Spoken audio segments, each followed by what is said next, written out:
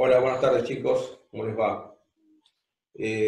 Bueno, hoy vamos a ver, continuando con el cronograma de la materia, circuitos eléctricos en corriente continua. Para poder manejarnos con este tema y resolver este tipo de circuitos, hay algunas leyes, por ejemplo la ley de Ohm, que ya ustedes la deben conocer de años anteriores, las leyes de Kirchhoff, y eso nos va a su vez a poder permitir entrar en el tema de asociación de resistencias, que es cuando tenemos que agrupar una determinada cantidad de resistencias para resolver un circuito, y al tema de potencia, que es un tema muy importante porque en todo circuito hay una disipación de potencia, ¿sí? Entonces empezamos con el tema. Dijimos circuitos eléctricos. Nosotros lo que les recomendamos es que, bueno, si bien tienen el apunte, tengan a mano algún anotador y una lapicera para tomar algún apunte adicional.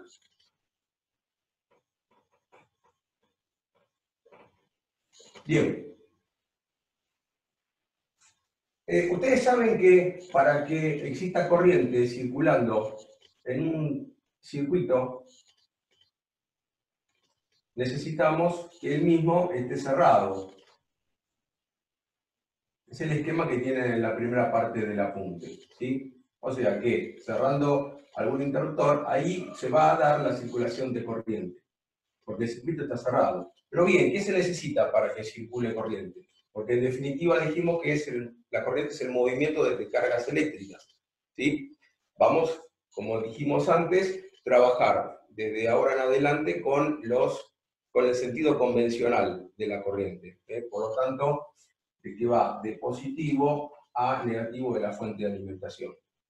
Ahora bien, para que sea posible esta corriente circulando por el circuito, no solo tiene que estar cerrado el mismo, sino que necesita haber lo que se denomina fuerza electromotriz. ¿Y qué es la fuerza electromotriz? La fuerza electromotriz, y les voy a dar la definición, anótenla como adicional al apunte. La fuerza electromotriz es la energía por unidad de carga, la energía total por unidad de carga eléctrica entregada a un circuito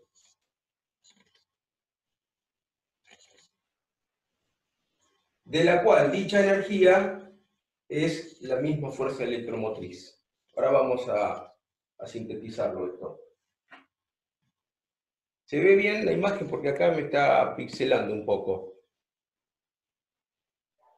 Se ve bien, ¿eh? Se ve bien. ¿Se ve bien? Bien. Sí, sí. Quiere decir que para que esta corriente circule por acá, nosotros, en términos prácticos, necesitamos conectar el circuito a una fuente de alimentación. Esto que está simbolizado aquí es una fuente de alimentación. Ahora le pregunto a los chicos, así que el que va a responder, desbloquee el micrófono. ¿Qué representaba esta simbología? Generador, si no mal me acuerdo, profe. Sí, a ver, otra opinión. Batería. Exacto. Sí, Justo en el sector donde acabas de escribir, no se ve, ¿no? no por las lamparitas, tendrías que hacer No la lámpara. recuadrar ese lugar para activarlo y listo. Justo ese sector. Abajo de... Ahí está, lo pongo acá. Acá sí se ve, ¿no? Sí, sí, Ese es igual, sí, de todas maneras es solo la parte esa de abajo del renglón de donde escribiste. sí.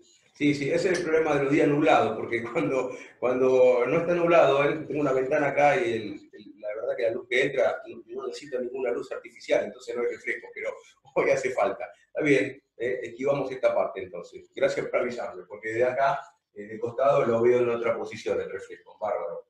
Bien, los chicos decían entonces que esto representa una pila, una batería, sí, una fuente de alimentación de corriente continua. Por lo general se aplica a la pila, a la batería. Muchas veces un generador, que sería ya una máquina, porque tiene partes rotantes, que genera corriente continua, se lo representa con esta simbología, indicando que es corriente continua. ¿Está bien? Fenómeno. Entonces, el hecho de colocar una fuente de alimentación acá hace que yo esté proporcionando al circuito una cierta fuerza electromotriz. Ahora fíjense, si esto es una pila, acá vemos claramente, esto lo voy a hacer más grande, me parece. No sé si lo ven bien ahí, chicos. Se ve bien, profe. Bien, Sí, sí. fíjense, la batería o la pila proporciona cargas positivas en este polo y cargas negativas acá. ¿Sí? Entonces, para entender este fenómeno de la fuerza electromotriz, que es la energía, de alguna manera, por unidad de carga que se entrega a un circuito, podemos decir, básicamente, que todo elemento que permita separar cargas eléctricas, positivas de un lado y negativas de otro, proporciona fuerza electromotriz. ¿Sí? En el seno de la pila, en lo más interior, donde tienen lugar los procesos químicos que hacen a esa separación positivo y negativo, uno por un polo y otro por otro, ¿sí? Ahí es donde se manifiesta la fuerza electromotriz. Es lo que ocurre en el seno de un generador, una fuente de alimentación. Ahora bien, cuando ustedes toman la pila, por ejemplo, ustedes con un instrumento, este que es el positivo y este es el negativo, con un instrumento miden acá un determinado valor de tensión, ¿no es cierto? 1,5 volt. ¿Sí? Y dice, pero, entonces, ¿dónde está la fuerza electromotriz? Bueno, ¿qué es lo que sucede? Lo que sucede es lo siguiente. Todos los elementos que se utilizan como fuentes de energía, en su interior, ya sea una máquina, como dibujamos recién, ya sea una pila, una batería, que tienen base en la transformación química, tienen en su interior una resistencia interna. Y no quiere decir que nosotros desarmemos la pila o desarmemos la batería y encontremos una resistencia como la que ustedes conocen, que se utiliza en electrónica. No, sino que vamos a encontrar una serie de elementos. En una máquina, un bobinado, y eso tiene un diámetro de cobre, un largo, ¿sí? Una resistividad, ya lo sabemos de prácticos anteriores, eso conforma una resistencia. Si pudiéramos ver el interior de una pila, vamos a ver que hay sustancias químicas que dan lugar a esa reacción y manda cargas positivas para un lado y negativas para otro, y que esos elementos terminan conformando una cierta resistencia. Quiere decir que entonces, en el caso de la pila o de la batería, lo que nosotros encontraríamos en su interior es un generador ideal o una pila ideal, ¿sí? Que es la propia fuente de alimentación que determina, que proporciona, más que determina, que proporciona esa energía por unidad de carga, y todos esos componentes, sean sustancias químicas, sean bobinados, si es una máquina y demás, se van a agrupar en lo que se denomina resistencia interna de la batería. ¿Sí? Entonces, ¿qué ocurre? Cuando nosotros conectamos una carga, una resistencia externa, por acá va a circular corriente. Y esa corriente también va a circular por aquí. Y por lo tanto, en esta resistencia interna, ¿qué va a producir la circulación de esa corriente I? A ver, a los alumnos.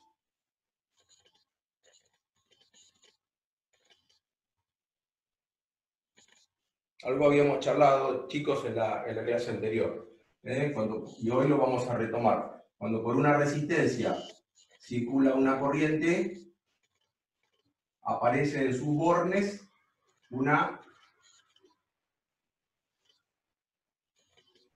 tensión, ¿sí? O diferencia de potencial.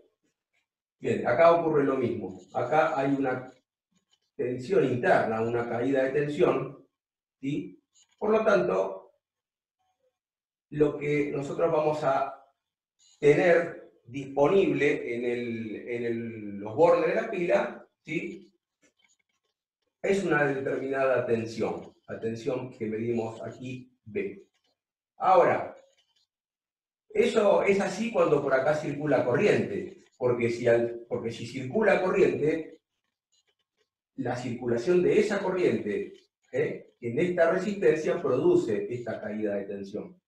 Pero si nosotros abrimos el circuito, no va a circular corriente.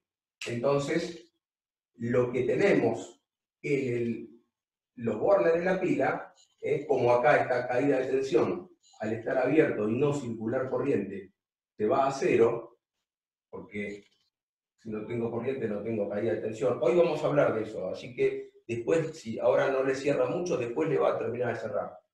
Quiere decir que estando la pila en vacío, es decir, si desconecto la carga, la tensión que yo tengo en los bornes es ni más ni menos que la fuerza electromotriz. ¿Sí? Quiere decir que si nos olvidamos un poco de los errores de los instrumentos siempre introducen un error en la medición, podemos decir que si abrimos el circuito y no circula corriente, está I es igual a 0, y medimos con un multímetro, por ejemplo un tester en función de tensión, la tensión, con la diferencia de potencial en los extremos de nuestra fuente de alimentación, de nuestra batería, nuestra pila, como aquí no circula corriente, en teoría, porque con el instrumento una circula, pero hacemos de cuenta que es un instrumento ideal, lo que nos va a medir este instrumento es la tensión del valor de fuerza electromotriz, que también se mide en volt. Pero hay que tener en cuenta que son cosas distintas. Porque la tensión se mide en volt también. Cuando nosotros decimos acá, tenemos, por ejemplo, 15 volts. Esta es una caída de tensión. Por esta resistencia circula corriente. Hoy vamos a ver bien cómo, ya algo hablamos. Y acá se produce una caída de tensión. Por ejemplo, 15 volts. ¿Y cómo? La fuerza electromotriz, entonces, también se mide en volt. Porque esto es, la fuerza electromotriz dijimos que es energía, ¿sí? Y energía por unidad de carga es, si esto es energía y esto es carga eléctrica, ustedes recuerden que la energía, ¿se acuerdan, chicos, en qué se mide?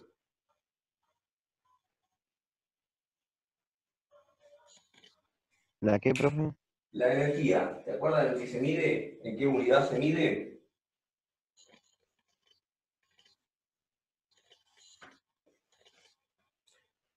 La energía se mide en Joule. Se escribe Joule y se indica con la letra J. ¿Y la carga eléctrica en qué se mide?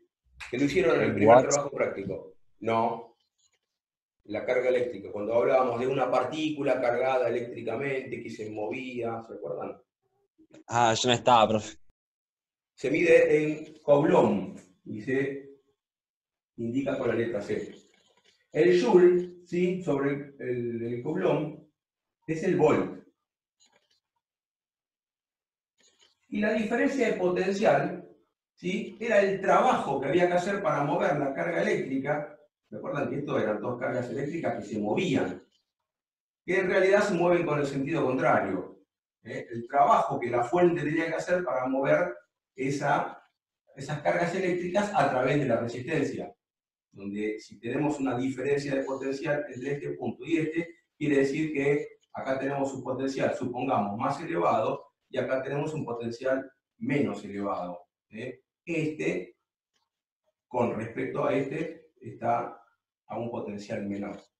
Entonces, el trabajo es carga por la diferencia de potencial. B sub A, si este es el punto A, y este es el punto B, menos B sub B.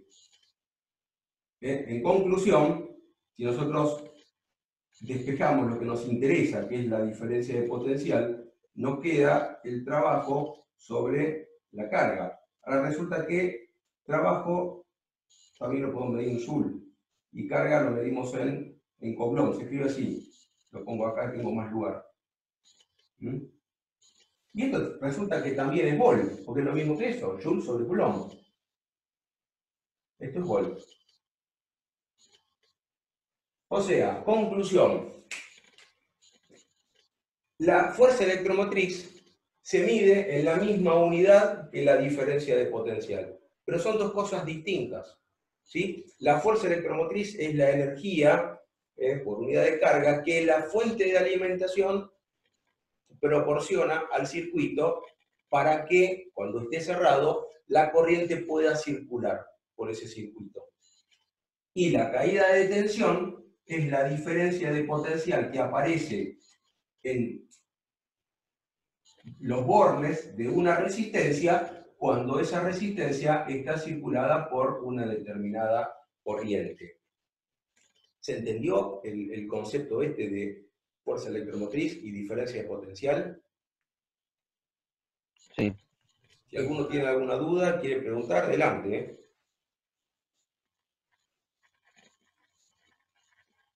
¿No? Seguimos entonces. Les dejo ahí por si quieren capturar la pantalla o si quieren copiar. Yo voy agregando cositas a lo que está en el apunte, como habrán visto.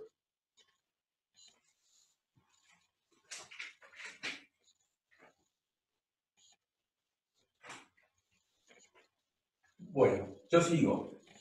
Cualquier cosa me avisan. Dijimos que para poder resolver circuitos, en este caso van a ser en corriente continua. Cuando el día de mañana resuelvan en corriente alterna, estas leyes se aplican también con las consideraciones, las características de la corriente alterna. Pero ahora estamos en corriente continua. Y dijimos que una de las leyes que vamos a aplicar para resolver estos circuitos es la ley de Ohm. Bien. Fabián, Decime. quedan 10 minutos de esta clase. Después volvemos Listo. a... Redondeo ley de Ohm. Les explicamos a los chicos cómo proseguimos y después seguimos un ratito más. Dale, dale, dale. Para que no se corte. Sí, acá me está avisando también, 10 minutos, sí. Chicos, ahora la clase, como son de Zoom gratis, son de 40 minutos. Cuando se termine esta clase, nos vamos a volver a conectar con el mismo link y en el caso de que necesiten clave y contraseña es la misma. Así que los esperamos. No piensen que la clase se terminó, sino que se terminó la reunión de Zoom. Volvemos a entrar. Exacto. Bien. Ok. Bueno, entonces nos quedan 10 minutos para redondear esto.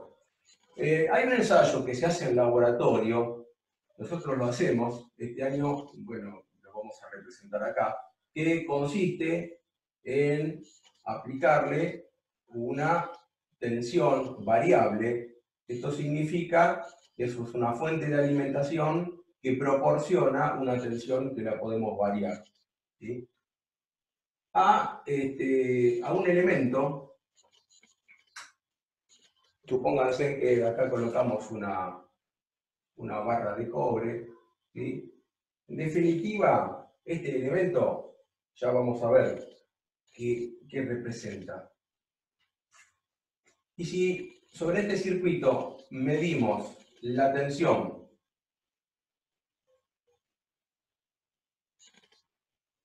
y medimos la corriente, esto es A. Y hacemos una tabla. Vamos a anotar valores tanto de tensión como de corriente. Y nos vamos a encontrar con lo siguiente. Supónganse que acá anotamos valores de corriente, medimos en amperes, vamos a poner tensión primero, que es la variable que vamos a ir manejando porque le cambiamos el valor a la tensión. Entonces tensión en volt y corriente en amperes. Vamos a encontrar que para un determinado valor de tensión 1, el que ustedes quieran, si pónganse 5 volts, vamos a tener una determinada corriente, I1. Para un valor mayor de tensión, B2, vamos a encontrar que la corriente que medimos, que es la que circula por acá, es también mayor. Para un valor B3, la corriente sigue aumentando. Y para un valor mayor todavía, B sub n, B sub n, para los chicos, significa un valor X. Yo hago 10 mediciones, esto significa que haré la tercera, la cuarta, la quinta, hasta la décima. Si hago 100, bueno, desde la tercera hasta la número 100. Para un valor B sub n, la corriente tendrá un valor B sub n que también es mayor que los anteriores. Quiere decir que la conclusión de todo esto, ¿sí?, es que hay una proporcionalidad entre la corriente y la diferencia de potencial. Es decir que entonces, este símbolo significa proporcional. La corriente es proporcional a la tensión. De modo tal de que si aumenta la tensión, aumenta la corriente. Es directamente proporcional.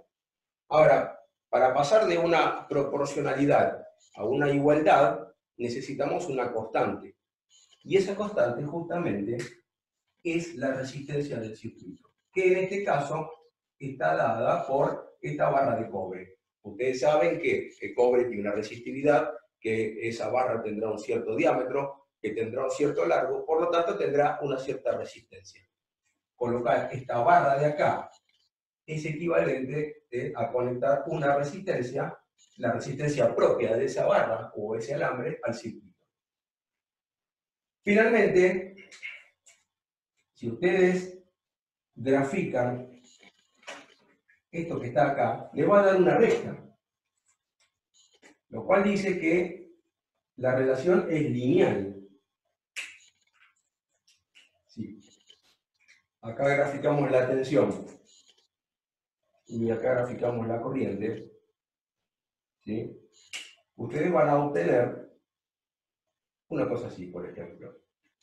¿Está bien? Quiere decir que la variación es lineal, no es ni cuadrática ni cúbica, no, es lineal. Por lo tanto, la constante de proporcionalidad va a tener un exponente 1. Y la constante de proporcionalidad es la resistencia del circuito. La ley se concluye diciendo que, entonces, la tensión es, ya ahora no ponemos proporcional, ponemos igual, porque incorporamos la constante de proporcionalidad que es la resistencia. Entonces, la tensión es igual a la resistencia por la corriente. ¿Sí? Esta es la ley de Ohm. Después de acá, ustedes despejan, les queda que la corriente es la tensión sobre la resistencia, o que la resistencia es la tensión sobre la corriente. Bien. Aprovechando estos minutos que nos quedan, vamos a ver cuáles son las unidades que se utilizan para esto. Si quieren tomar una captura de pantalla, porque voy a tener que borrar algo. ¿Ya está?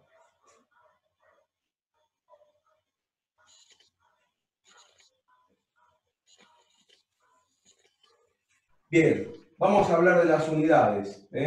Las unidades de la tensión, entonces, o mejor dicho, vamos a hablar de las unidades de resistencia eléctrica. Resistencia eléctrica, las unidades van a ser unidades de tensión sobre unidades de corriente. Entre corchetes siempre se indica que son unidades, por lo tanto, la unidad de corriente que habitualmente se maneja, o digamos, trabajando la tensión, no la corriente, la tensión en volt, y la corriente en amperes, la unidad de resistencia es el ohm. O sea que ya lo conocían. En algunas oportunidades, depende los valores de resistencia que se manejen, toda unidad tiene múltiplos y submúltiplos. Entonces vamos a aprovechar estos minutos, que deben quedar muy pocos, para ver cuáles son los múltiplos y submúltiplos de la unidad de resistencia. Los múltiplos son el kilo ohm,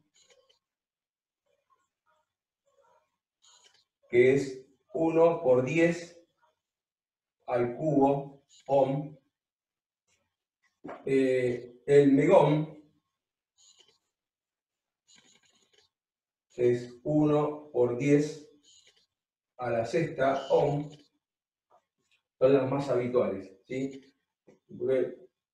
Después seguiría el gigaohm, ¿no? Pero Se corta, Fabián. se corta. Bueno, sí. Vamos a ver si llegamos a los submúltiplos.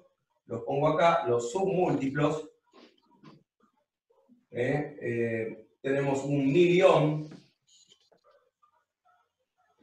con minúscula. Megón es con mayúscula. Megaohm